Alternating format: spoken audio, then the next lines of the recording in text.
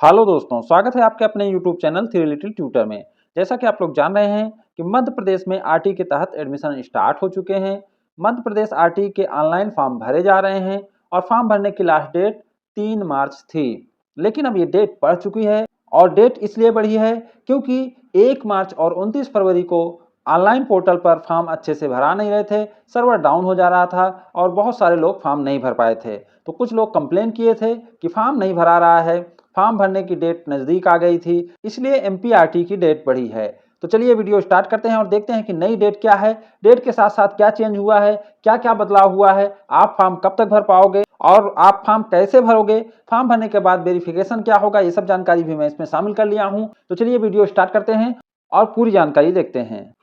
तो ये पहले नोटिस आई थी जो 21 फरवरी 2024 को आई थी। इसमें जो शेड्यूल दिया गया था उसके हिसाब से 23 फरवरी से 3 मार्च तक ऑनलाइन फॉर्म भरे जाने थे, लेकिन अब ये चेंज हो गया है। ये पुराना शेड्यूल है, तो चलिए हम पुराना शेड्यूल देख लेते हैं। पुराने शेड्यूल के हिसाब से 23 फरवरी से 3 मार्च तक फॉर्म भरे जाने थे। आवेदन का सत्यापन 24 फरवरी से 5 मार्च तक था और लॉटरी 7 मार्च को आने वाली थी और एडमिशन 11 से 19 मार्च तक होने वाला था। तो यही शेड्यूल चेंज हुआ है। जो सेकेंड पेज का ये शेड्यूल है कि द्वितीय चरण में प्रवेश हेतु रिक्त सीटों पर पोर्टल पर प्रदर्शन 21 मार्च को, द्वितीय चरण हेतु स्कूलों की चॉइस को अपडेट करना 22 से 26 मार्च, द्वितीय चरण से ऑनलाइन लॉटरी द्वारा स्कूल का आवंटन 28 मार्च, आवंटन उपरांत एडमिशन 30 से 5 अप्रैल। इसमें कोई चेंज नहीं हुआ है, ये वही है। तो चलिए देखते हैं चेंज क्या हुआ है। तो ये प्रवेश की नई समय सारणी है। जो पहले चरण के ऑनलाइन फॉर्म भरने की, लॉटरी की, ये सब डेटें चेंज हो चुकी हैं। तो नई डेट है पोर्टल पर ऑनलाइन आवेदन एवं त्रुटि सुधार दिनांक 23 फरवरी से 5 मार्च हो गया है। जो 3 मार्च तक फॉर्म भरे जाने थे, यानी आज तक केवल फॉर्म भरे जाने थे, वो अब 5 मार्च तक भरे जा सकेंगे। आवेदन पश्चात सत्यापन केंद्र शासकीय जन शिक्षा केंद्र में सत्यापन कराना, दिनांक 26 फरवरी से 9 मार्च तक। तो इसमें भी चेंज हो गया है, ये भी बढ़ा दिया गया है उसी के अनुसार। और लॉटरी की डेट भी बढ़ा दी गई है, अब लॉटरी की डेट है 11 मार्च और एडमिशन की डेट वही है। एडमिशन की डेट में कोई चेंज नहीं हुआ है, 11 से 19 मार्च। तो ये चेंज था, ये बहुत अच्छा चेंज लेकर आए हैं क्योंकि समय बहुत कम दिया गया था। बहुत सारे लोग का कमेंट आ रहा था कि वो लोग फॉर्म नहीं भर पाए क्योंकि 29 फरवरी को भी ठीक से फॉर्म नहीं भरा रहे थे और 1 मार्च को भी फॉर्म ठीक से भरा नहीं रहे थे और समय भी बहुत कम दिया गया था क्योंकि और स्टेट में समय 20 दिन 25 दिन दिया जाता है, लेकिन एमपी में सबसे कम समय दिया गया था। ऐसे में अगर 2 दिन सर्वर भी डाउन थे तो समय बढ़ाना एकदम लाजमी था। बहुत अच्छा फैसला हुआ, ये बहुत अच्छा निर्णय है। इसलिए मैं कहूँगा कि आप लास्ट डेट का इंतजार ना करें, अभी ही फॉर्म भर दें क्योंकि हो सकता है कि सर्वर फिर से कुछ डाउन हो जाए, कोई दिक्कत आ जाए। इसलिए फॉर्म आज के आज ही भरें, लेकिन ध्यान से भरें, सावधानी से भरें और मेरा वीडियो देखकर भरें ताकि आपको कोई दिक्कत ना हो। और उसके बाद क्या क्या आपको करना है उसको भी मैं इस वीडियो में शामिल किया हूं, तो चलिए जल्दी जल्दी उसको भी बता देता हूं। आरटी एडमिशन ऑनलाइन आवेदन की प्रक्रिया। अब आपको ऑनलाइन आवेदन करने का समय मिल गया है, तो आप आवेदन कैसे करेंगे वह देख लीजिए। निःशुल्क प्रवेश हेतु आवेदन केवल ऑनलाइन ही किए जा सकेंगे, कोई ऑफलाइन आवेदन मान्य नहीं होगा। अतः आवेदक द्वारा किसी भी कार्यालय अथवा प्राइवेट स्कूल में आवेदन की हार्ड कॉपी जमा नहीं की जाए, परंतु चुने हुए जन शिक्षा केंद्र पर सत्यापन कराना अनिवार्य है। तो आपको ऑनलाइन आवेदन करना है, हार्ड कॉपी कहीं नहीं जमा करना है, केवल हार्ड कॉपी ले जाकर आपको जन शिक्षा केंद्र पर सत्यापन कराना है। यह जन शिक्षा केंद्र आप ऑनलाइन फॉर्म भरते वक्त चुनेंगे, उसी जन शिक्षा केंद्र पर आपको जाकर सत्यापन कराना है। आवेदक आरटी पोर्टल पर अपना आवेदन स्वयं ही ऑनलाइन दर्ज कर सकते हैं। आवेदन पत्र का प्रारूप आरटी पोर्टल पर भी उपलब्ध है, जिसे किसी भी व्यक्ति द्वारा बगैर किसी पासवर्ड या बगैर शुल्क के डाउनलोड किया जा सकता है। तो ये नोट इसलिए है कि आप एक बार आवेदन देख सकते हैं कि कैसे कैसे क्या क्या जानकारी भरना है, तो आप उसे डाउनलोड करके पहले देख लीजिए और उसको भर लीजिए ताकि आपको पता हो जाए कि क्या क्या जानकारी मांगा जाएगा और वो जानकारी आप इकट्ठा करके बैठे ताकि आपके आवेदन में कोई त्रुटि ना हो, कोई दिक्कत ना हो। आवेदक द्वारा निःशुल्क प्रवेश हेतु अपना आवेदन पत्र आरटी पोर्टल पर, जिसकी लिंक rtportal.mp.gov.in है, दर्ज किया जा सकेगा। एक आवेदक केवल एक ही ऑनलाइन आवेदन करने हेतु पात्र होगा। ऑनलाइन आवेदन में कम से कम 3 स्कूलों को विकल्प के रूप में दर्ज करना होगा एवं अधिकतम 10 स्कूलों का चयन किया जा सकता है। यदि किसी आवेदक के स्वयं के ग्राम, वार्ड, पड़ोस तथा विस्तारित पड़ोस में 3 से कम अशासकीय स्कूल हैं, तो 3 से कम स्कूल आवेदन में दर्ज करने की छूट रहेगी। तो ऑनलाइन आवेदन में मिनिमम 3 स्कूल चुनना है, अधिकतम 10 स्कूल चुनना है। लेकिन अगर आपके क्षेत्र या पड़ोस या विस्तारित पड़ोस में 3 से कम स्कूल हैं तो आप 3 से कम स्कूल भी चुन सकते हैं। आवेदक द्वारा आवेदन में स्कूलों के नाम प्राथमिकता क्रम से दर्ज किए जाएं। स्कूलों का चयन करते समय आवेदक अपनी प्राथमिकता को भली भांति सुनिश्चित करने के उपरांत ही अपना आवेदन पोर्टल पर लॉक करें। ऑनलाइन आवेदन में आवेदक ध्यानपूर्वक ही स्कूलों की प्राथमिकता क्रम दर्ज करें। आवेदन फॉर्म के साथ आरक्षित कोटा संबंधित दस्तावेज स्कैन कर पोर्टल पर अपलोड किया जाना अनिवार्य है। आवेदक सुनिश्चित करें कि दर्ज की जा रही जानकारी संपूर्ण रूप से सही हो। जिस प्रमाण पत्र के आधार पर प्रवेश हेतु आवेदन किया जा रहा है वह पूर्णतया सत्य एवं सक्षम अधिकारी द्वारा जारी हो। बीपीएल कार्डधारी का जीवित वैध बीपीएल कार्ड होना चाहिए। ऑनलाइन आवेदन पश्चात दस्तावेजों के परीक्षण के समय मूल दस्तावेज उपलब्ध कराना होगा। दर्ज जानकारी तथा मूल दस्तावेज में अंतर पाए जाने पर आवेदन अपात्र किया जाएगा। ऑनलाइन आवेदन के पश्चात यदि कोई आवेदक निर्धारित तिथि के अंदर सत्यापन केंद्र पर जाकर सत्यापन नहीं कराता है तो उसका आवेदन स्वयं निरस्त हो जाएगा एवं ऑनलाइन लॉटरी प्रक्रिया में सम्मिलित नहीं हो सकेगा। आवेदक की यह जिम्मेदारी होगी कि आवेदन करने से पहले यह पुष्टि कर ले कि उसे प्रवेश की पात्रता है, अर्थात वह वंचित समूह अथवा कमजोर वर्ग की श्रेणी का है और वह संबंधित स्कूल के ग्राम वार्ड अथवा परिभाषित पड़ोस अथवा पड़ोस की विस्तारित सीमा के अंतर्गत निवासरत होने का सक्षम अधिकारी द्वारा जारी निवास प्रमाण पत्र धारक है। आवेदक द्वारा पोर्टल पर किए गए आवेदन की पोर्टल से जनरेटेड पावती को अपने पास सुरक्षित रखा जाए। सत्यापन केंद्र में सत्यापन के समय यह आवेदन पावती होना अनिवार्य है। यदि कोई आवेदक पूर्व से ही निःशुल्क एवं अनिवार्य बाल शिक्षा का अधिकार अधिनियम के तहत किसी अशासकीय स्कूल में निःशुल्क अध्ययनरत है तो वह ऑनलाइन आवेदन नहीं करे, अन्यथा उनका आवेदन निरस्त हो जाएगा। आवेदनों में त्रुटि सुधार हेतु विकल्प, तो आप देखेंगे कि जितनी जानकारी मैं पहले दे चुका हूं उसके अनुसार ही आपको फॉर्म भरना है। लेकिन अगर फिर भी कोई त्रुटि हो जाती है, कोई गलती हो जाती है, जो कि संभव है, किसी से भी गलती हो सकती है, तो आप उसमें सुधार कैसे कर पाएंगे वो देख लेते हैं। आवेदन लॉक करने से पूर्व अच्छी तरह से संतुष्ट हो जाएं कि आवेदन में दर्ज समस्त जानकारी सत्य हो। तो आपको लॉक करने से पहले एक बार चेक कर लेना है और आपको संतुष्ट होना है कि सभी जानकारी सही है, क्योंकि लॉक के पहले तुरंत ही उसमें संशोधन कर सकते हैं और उसमें फिर से आपको रजिस्ट्रेशन करने या संशोधन करने के लिए अलग से जाने की आवश्यकता नहीं है। तो लॉक करने से पहले आप संशोधन कर सकते हैं, बाद में भी कर सकते हैं, लेकिन एक बार उसी समय चेक कर लेंगे तो आपको गलती वहीं पकड़ा जाएगी और आपका फॉर्म सही भरा जाएगा। आवेदक द्वारा ऑनलाइन पंजीकृत आवेदन में यदि कोई त्रुटि हो गई है तो आवेदक अपने आवेदन में निर्धारित समय अवधि में पोर्टल पर त्रुटि सुधार ऑप्शन में जाकर त्रुटि सुधार कर सकते हैं।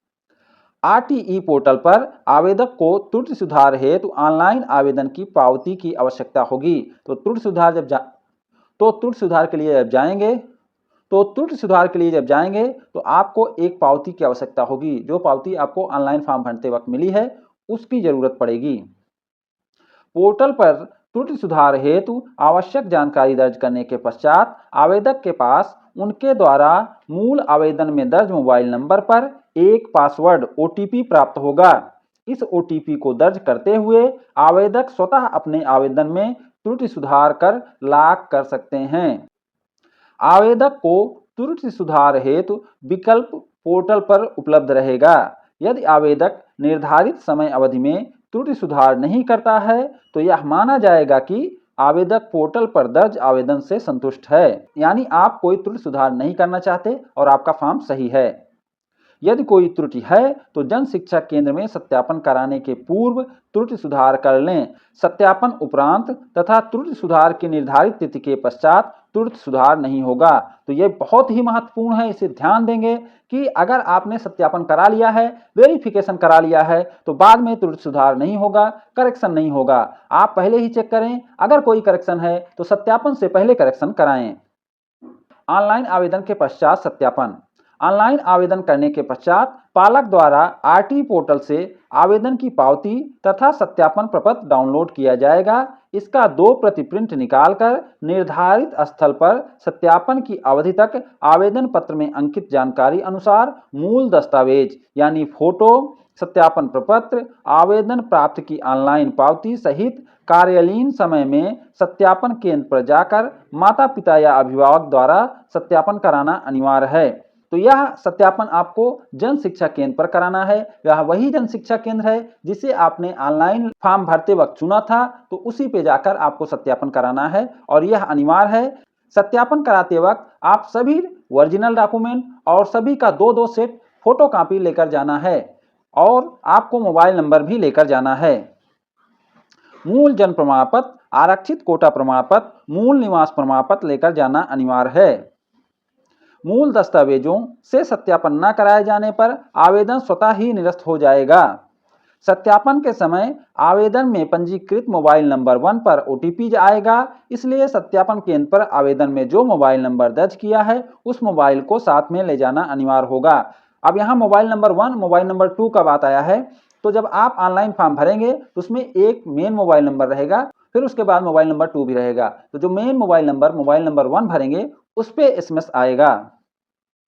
सत्यापन अधिकारी द्वारा ओटीपी मांगे जाने पर पालक द्वारा ओटीपी प्रदान किया जाए जिससे सत्यापन केंद्र पर सत्यापन हो सके। बीपीएल कार्ड का ध्यान पूर्वक परीक्षण करने के उपरांत जीवित बीपीएल कार्ड धारी होने पर ही सत्यापन उपरांत पात्र किया जाए। सत्यापन अधिकारी आवेदक द्वारा आवेदन में अंकित दस्तावेजों का आवेदक के मूल दस्तावेजों से सत्यापन करेंगे। आवेदक ने आरटी में निःशुल्क प्रवेश हेतु जिस निर्धारित कोटा, निवास क्षेत्र, आयु अनुसार जिस कक्षा में प्रवेश हेतु आवेदन किया है उसका सत्यापन उस कोटे, आयु, आधार कार्ड एवं निवास से संबंधित मूल प्रमाण पत्र से किया जाएगा। तो आपने जो चीजें चुनी है, जैसे आपने जो निवास चुना है, जो कोटा चुना है, जो उम्र चुना है, जो आधार कार्ड चुना है, उसी से आपका सत्यापन यानी वेरिफिकेशन होगा। तो आप वो सब लेकर जाएं ताकि आपका वेरिफिकेशन कंप्लीट हो सके।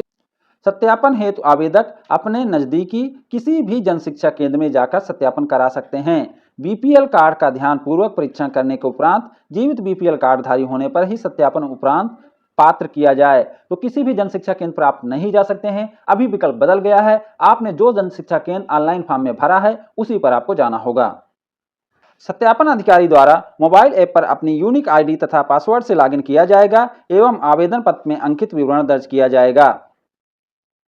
सत्यापन केंद्र पर जाने से पहले सत्यापन अधिकारी द्वारा मोबाइल ऐप को लॉगिन करके देख लें। यदि ऐप पर लॉगिन नहीं हो रहा है तो अपना पासवर्ड रीसेट कर लें। यदि मोबाइल नंबर बदल गया है तो मोबाइल नंबर को जिला शिक्षा केंद्र के माध्यम से अपडेट करा लें। मोबाइल ऐप से ही सत्यापन दर्ज किया जाएगा। यदि सत्यापन पंजीयन नहीं किया जाता है तो संबंधित सत्यापन अधिकारी व्यक्तिशः इसके लिए जिम्मेदार होंगे। सत्यापन उपरांत दस्तावेज सत्य पाए जाने पर आवेदक को अंतिम रूप से ऑनलाइन लॉटरी की प्रक्रिया में सम्मिलित होने हेतु सत्यापन प्रपत्र में पात्र होने की पुष्टि कर हस्ताक्षर किए जाएं। यदि सत्यापन अधिकारी किसी भी प्रवेशार्थी को दस्तावेजों के सत्यापन उपरांत पात्र नहीं पाता है तो उसे अपात्र होने का कारण मोबाइल ऐप के माध्यम से दर्ज करना होगा।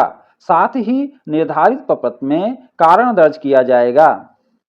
सत्यापनकर्ता अधिकारी द्वारा सत्यापन प्रपत्र की एक प्रति में हस्ताक्षर करके बीआरसी कार्यालय को रिकॉर्ड के रूप में प्रदान किया जाना अनिवार्य है।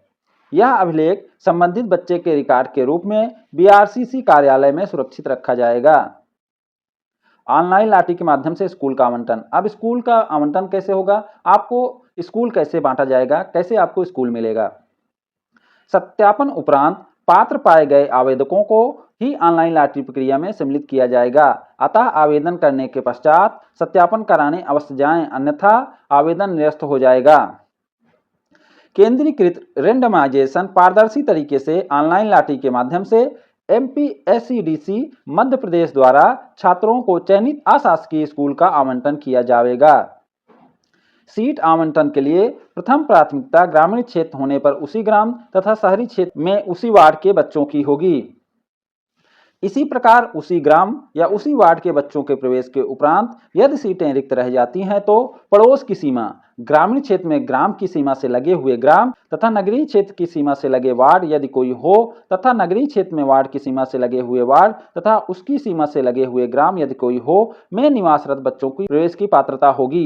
तो ये थोड़ा घुमा फिरा के है, समझ में नहीं आएगा। आप ऐसे समझ लीजिए कि अगर आप जिसमें रहते हैं उसके बगल अगर कोई ग्राम है या वार्ड है, मान लीजिए कोई शहर के बगल वाला जो गांव है तो उसका वार्ड भी उससे जुड़ा हुआ हो सकता है।